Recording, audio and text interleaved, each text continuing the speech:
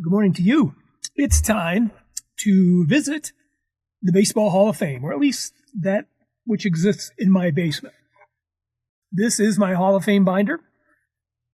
It's that project where I am taking some of the cards from the current years and just years past of legends, numbered cards of some of the Hall of Famers from past times, some of the really cool cards that you get as inserts or special parallels that don't fit with the regular cards. They're kind of like special cards. Well, kind of like these. Here's my first induction list. You've seen these cards before. By the way, the cost of those cards was $20.63. The next two inductions, which I'm going to do here this morning, we'll have those here. And we got blank sheets for them. Now, I can't remember who it was. Somebody asked about filling in all the extra spaces in the sheets because it kind of bothers them a little bit. It bothers me too, so I'm working on that. I'm coming up. I have a couple of ideas, just filling the pages out so they're not so blank, because otherwise you'll see through these and see other players that weren't inducted at that time. So, yeah, I'm going to tackle that eventually. But right now, I don't have that. But these are the two we're going to do today. The biggest one is because this one, 1938, only has one player that was inducted that year. So let's get right down to it, if we can. We put that over here. I need to get something to drink. I get to chattering, and I start to lose my voice.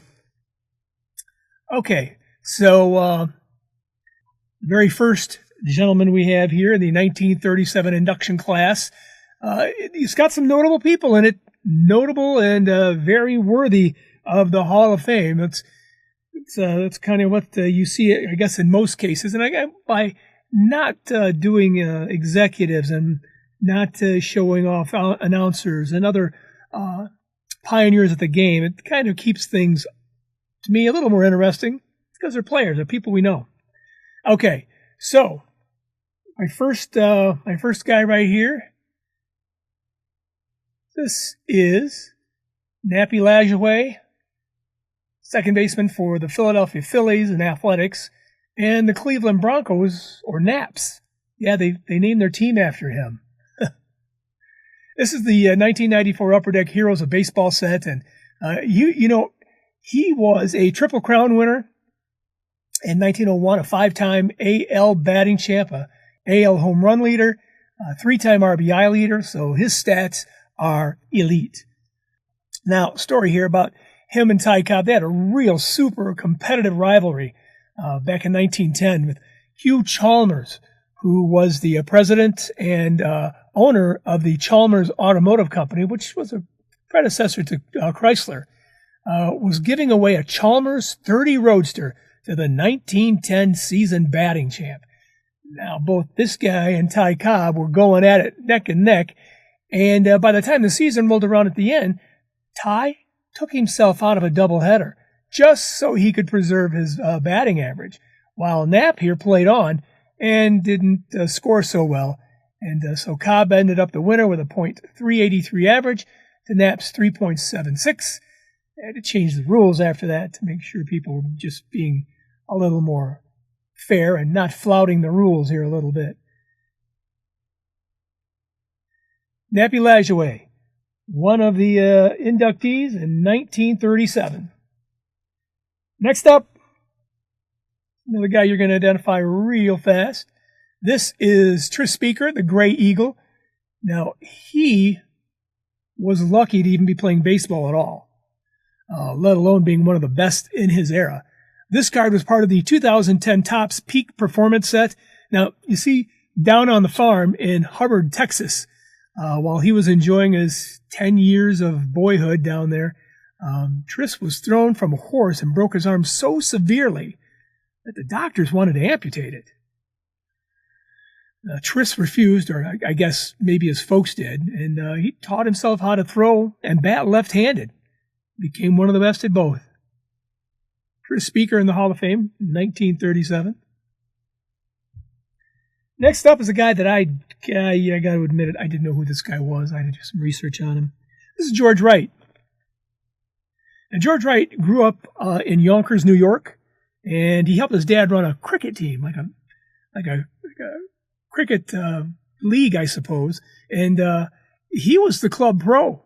He would be there on site showing people how to play better, forming teams, all that sort of stuff. And this card was part of the Goodwin Champion set from 2013. Now, George was a 4-time National Association pennant winner, 3-time National League pennant winner, and after his career was done, he went back to playing cricket and was dominant in that sport. I think that's amazing. I didn't realize cricket was such a big thing in this country back then. Okay, you're going to identify this guy too, right off the bat. This is Cy Young, the most winningest pitcher in baseball history, and the most losingest pitcher in baseball history. This is the 2010 Topps Turkey Red card. His real name is Denton True Young. And Cy explained that when scouts were in the stands back in his days in Ohio, throwing minor league ball and stuff, he would throw the ball so hard, this is his quote, "I almost tore the boards off the grandstand using my fastball. The fences looked like a cyclone had hit him." Well, maybe an exaggeration there, but it was picked up by the sports writers who thought it was a pretty cool story, so they just called him Cy, as short for Cyclone. And it stuck. He had 500 career wins, 7,356 career innings, 815 games started, 749 complete games. What? 749 complete games. He was a World Series champ, Triple Crown winner. He was a 5-time ERA leader, and he was also a wins leader and a strikeout leader. Pitched a perfect game along with 3 no-hitters. So he was the real deal. That's why they named an award after him. Also in the 1937 induction class. Well, let's take a look now at the 1938 induction class.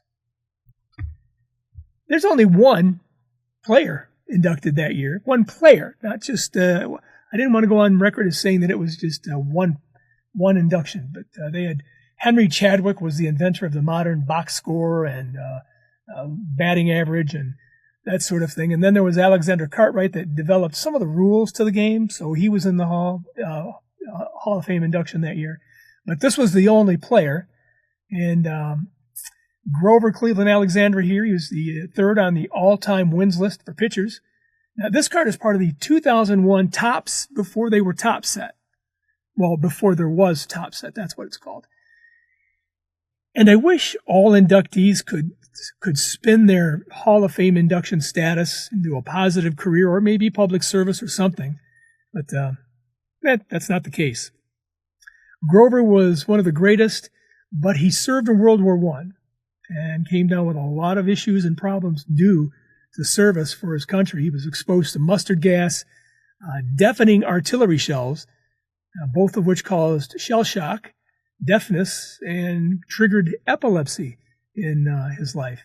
And because he was a heavy drinker, his life kind of jumped the tracks in his later years. And at his lowest, he performed in a New York flea circus, which is just kind of a gimmicky sort of thing. And people didn't know who he was. He had to explain himself to a lot of people, and they were confused. Passed away in 1950. We're going to remember him today for what a great pitcher he was and a good man. Grover Cleveland Alexander, the only player inducted into the Hall of Fame in 1938. And there you go. We have got another induction class coming up here pretty soon. I'm waiting for 2 cards. I'm going by memory now. I think there's 9 players inducted that year. So I'm waiting for 2 cards to come in so we can do that one. So we'll be doing that real soon, okay? All right, here's the breakout so far on my budget. We had $20 and I think 63 cents from the pages you saw prior through the first induction class. And this induction class will cost $7.29. Here they are. The Napoleon Lajoie card was $1. Tris Speaker was $1.50. The George Wright card was the most expensive card that I picked up for this one and was $2. The Cy Young card was $1.79, and then Grover Cleveland Alexander was $1. So right now the total budget is it's well under $900, but right now we have paid $27.92 for this fun and exciting project. Thanks for stopping in. I hope you're enjoying this. This is a lot of fun. This is probably a project a lot of people could do and have a blast with it because the cards are numerous. You've got a choice of a lot of different cards, and I've got some other cards that people have given to me already. I don't want people giving them to me unless they really want to be a part of this with me, and then it's okay. But you don't feel like you have to do that. But you know what you can do is, if like a card, let's say this was a card I wanted to use, but I wanted to hurry up and get going on this and move on. If I find another Grover Cleveland Alexander card that I like better, I'll just take this one out, remove it, and put the new one in. It could be a lot of fun like that. Talk soon.